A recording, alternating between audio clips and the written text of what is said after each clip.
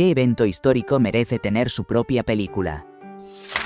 La vida de Julie d'Aubigny, conocida como la Maupin, quien fue una espadachina y cantante de ópera del siglo XVII. Su tumultuosa carrera y vida extravagante fueron objeto de chismes y coloridas historias en su época, y han inspirado numerosas representaciones después. En una ocasión, se unió a un convento porque su novia fue enviada allí por ser demasiado libre en sus preferencias. En un arrebato, incendió el lugar, huyendo con la chica y refugiándose en una cabaña por un tiempo. Sin embargo, la rutina no fue de su agrado, así que decidió regresar a cantar en tabernas y a participar en duelos. Después de un duelo en una taberna, decidió que el joven al que acababa de herir era bastante atractivo, así que lo llevó de regreso a su habitación para una curación más íntima. Como: denle a esta mujer un programa de HBO, por el amor de Dios. Una biografía cómica e irreverente de Julie d'Aubigny, dirigida por Paul Feig. Julie d'Aubigny fue una talentosa cantante de ópera bisexual francesa del siglo XVII y experta en esgrima que envió a la otra vida o dejó fuera de combate al menos a 10 hombres en duelos de vida o muerte. Realizó actuaciones nocturnas en el escenario de ópera más grande y respetado del mundo, y en una ocasión, tomó órdenes sagradas solo para poder colarse en un convento y tener relaciones íntimas con una monja. Las Brujas de la Noche, un escuadrón de cazadoras totalmente femenino en Rusia durante la Segunda Guerra Mundial, primeras mujeres en ser autorizadas a volar misiones de combate. Usaban viejos biplanos en la Segunda Guerra Mundial. Tenían uniformes heredados y botas que no les quedaban bien. Tenían que pelear y robar para conseguir municiones y suministros. Los aviones más antiguos tenían velocidades de pérdida más bajas, por lo que podían maniobrar mejor que los nazis. Los aviones más antiguos estaban hechos de lona y madera y se desintegraban si eran alcanzados por el fuego enemigo. Las balas trazadoras encendían la lona. No tenían paracaídas. No contaban con radar. Cabinas abiertas en temperaturas bajo cero. Apagaban sus motores durante los ataques aéreos para que nadie las oyera acercarse, ganándose el apodo de los aterrados alemanes. Volaban 8 misiones por noche, algunas incluso realizando 18 misiones en una sola noche. Es algo evidente, Hollywood. La historia de Yasuke, el verdadero samurái negro. Durante el período Sengoku, un esclavo africano fue llevado a Japón a través del comercio Nanban. Este esclavo se encontró en presencia de Oda Nobunaga, uno de los 3 unificadores de Japón, y al no haber visto nunca a una persona de piel oscura, ordenó que se le lavara. Después de no poder modificar su tono de piel de manera humorística, Nobunaga se mostró impresionado por cuánto japonés había aprendido el hombre en tan poco tiempo y decidió emplearlo. Aprendió esgrima, en la que era tan hábil como en los idiomas, y se convirtió en miembro de la guardia personal de Nobunaga hasta su muerte. Ofreciéndose a cometer seppuku tras la muerte de su retador, se decidió en su lugar devolverlo a los occidentales, quienes, debido a su desconocimiento, no se preocuparon por el hecho de que este hombre fue testigo personal de algunos de los momentos más críticos de la historia de manera íntima. Así regresó a la esclavitud, donde se perdió en la historia. Me encantaría ver ya sea una biografía seria o una película de Tarantino. La revuelta del Batavia. Lo tiene todo.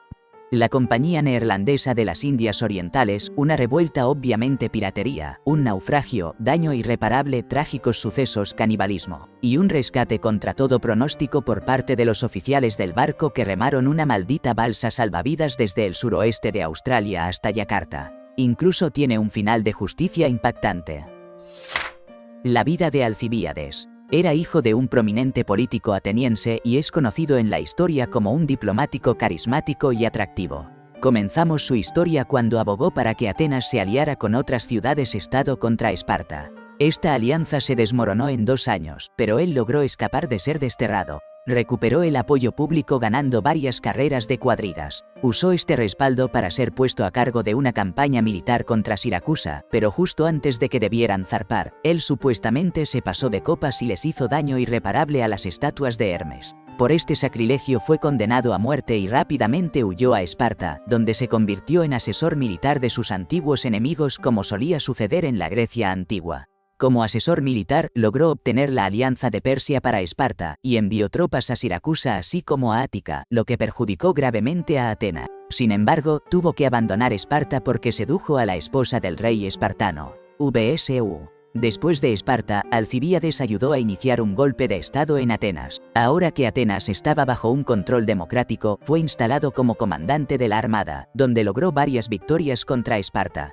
Se retiró a un castillo en Tracia, pero finalmente fue alcanzado por espartanos en Frigia. Si no fuera una película, esto haría una excelente y extravagante serie de televisión. El tipo era un rico conquistador que pasaba su vida en círculos políticos y metiéndose en travesuras bajo los efectos de sustancias, y fue tal leyenda que aún hablamos de él, cientos de años después. No fue un solo evento, sino un hombre. Francisco Menéndez. Vi un documental de PBS sobre Florida y había una parte sobre él. La página de Wikipedia ni siquiera le hace justicia, ya que el documental tenía detalles increíbles y asombrosos sobre su vida. Este hombre fue esclavo, escapó, se convirtió en ciudadano, se volvió líder militar, invadió la zona británica que lo había sometido, creó la primera colonia negra libre, perdió la colonia por una invasión británica, tomó el mando de un barco español para atacar a los británicos porque les tenía rencor, fue capturado y reducido nuevamente a la esclavitud. Logró salir de esa situación, regresó a Florida, reconstruyó la colonia negra, fue invadido otra vez y trasladó la colonia a Cuba. Esto es como una película de acción de la vida real. Boudica, reina celta. Su esposo muere y deja el reino a sus hijas en su testamento. Roma ignora el testamento, toma la tierra, golpea a la reina y viola a sus hijas. La reina une tribus y levanta un ejército de 100 soldados, diezmando asentamientos romanos y una legión hasta el punto en que Nerón considera retirar todas las fuerzas de Britania, hasta que sus fuerzas son derrotadas y ella se quita la vida en lugar de ser capturada. Es casi como Braveheart, más de 1000 años antes del hecho. La historia, eso no puede ser real, del viaje de 8 años de Cabeza de Vaca desde Florida hasta Baja California en el siglo XVI, comenzó con 600 hombres y terminó con 1. Creo necesita ser una mejor película. Hay una, pero toma una dirección extraña y no se apega al registro histórico. Me encantaría ver una representación tanto del elemento de supervivencia, quiero decir, sobrevivió y había mucho drama para convertirlo en una buena película como de América del Norte antes o posiblemente en medio del apocalipsis nativo multigeneracional causado por las enfermedades europeas. También sería increíble ver un relato históricamente plausible de la transformación de Cabeza de Vaca. De alguien que habría esclavizado a los nativos americanos de manera casual a alguien que arriesgó su vida para liberar esclavos de otros españoles.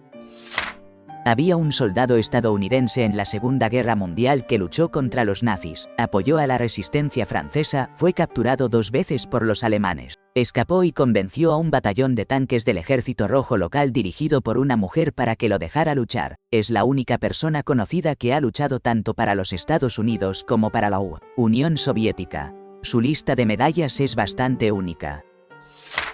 Diprasad Pun, el valiente gurka que se enfrentó solo a entre 12 y 30 insurgentes talibanes que asaltaban su puesto de control cerca de Babaji en la provincia de Helmand durante la guerra en Afganistán. Pun estaba de guardia en un puesto de control que protegía el complejo de su unidad.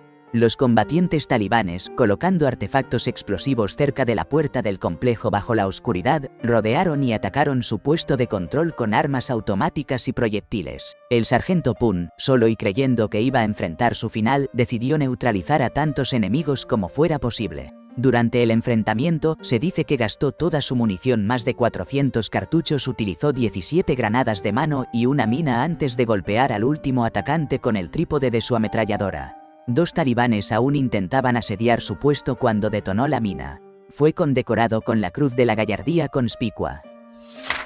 A finales de 1600, los falsificadores eran un gran problema en Inglaterra. Una parte significativa del dinero en circulación era falso. La CECA contrató a Isaac Newton C.S. como administrador de la CECA para detener a los falsificadores. Logró atrapar a muchos de ellos, pero había un tipo, Chaloner, que siempre lograba engañarlo. La historia está llena de giros y vueltas, traiciones y ambigüedad moral. Es tan interesante como la historia de Al Capone y Elliot Ness. Siempre pensé que esto haría una gran película, ya que muestra una parte de la historia de Newton de la que no se habla y es un impresionante y real drama criminal con un héroe improbable y sí, en mi sueño, Michael Fassbender interpreta a Newton. La historia de James Morrill. Un súbdito británico que se convirtió en el único sobreviviente de un barco que se hundió frente a la costa del norte de Australia en 1846. Él y algunos sobrevivientes lograron llegar a la orilla y encontraron a los pueblos indígenas locales, pero dentro de 2 años, los otros sobrevivientes habían partido de este mundo.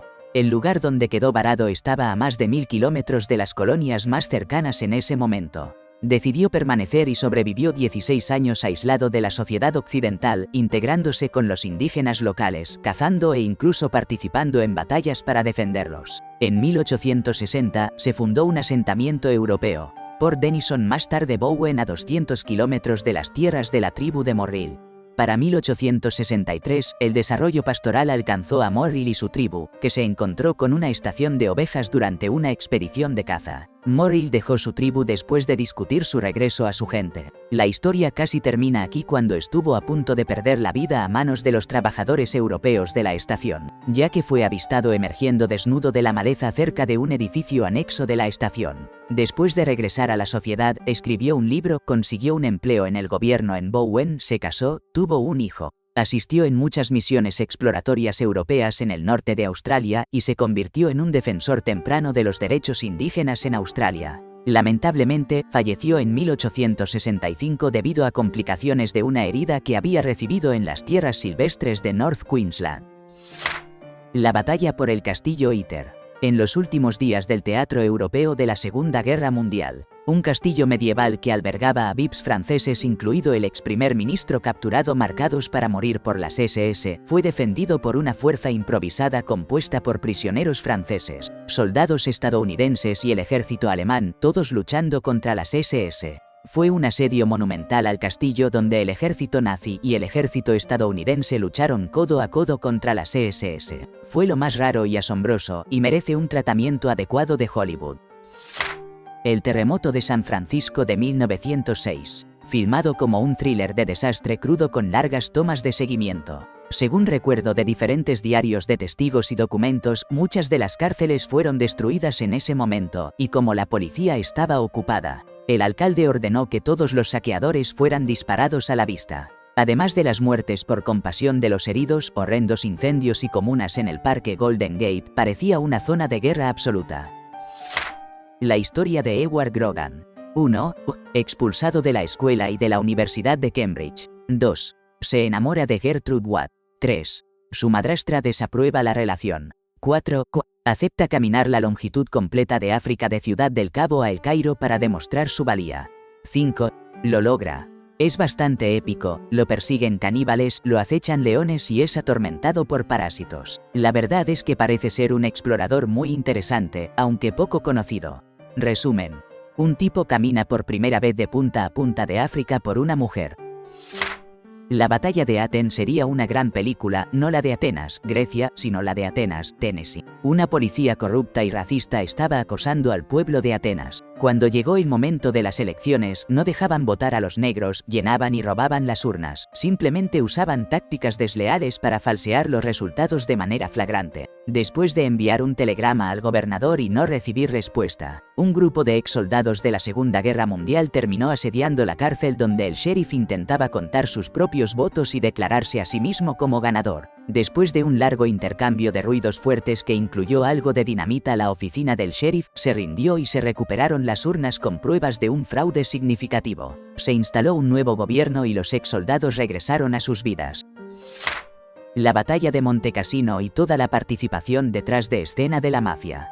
Básicamente, la mafia, tanto la siciliana como la estadounidense, apoyó a los aliados y respaldó la invasión americana. La mafia italiana, de hecho, luchó, mientras que la estadounidense movía los hilos para hacer que todo funcionara. De hecho, Charles Lucky Luciano, quien básicamente manejó toda la situación desde su celda, fue liberado como un gesto de gratitud por parte del gobierno.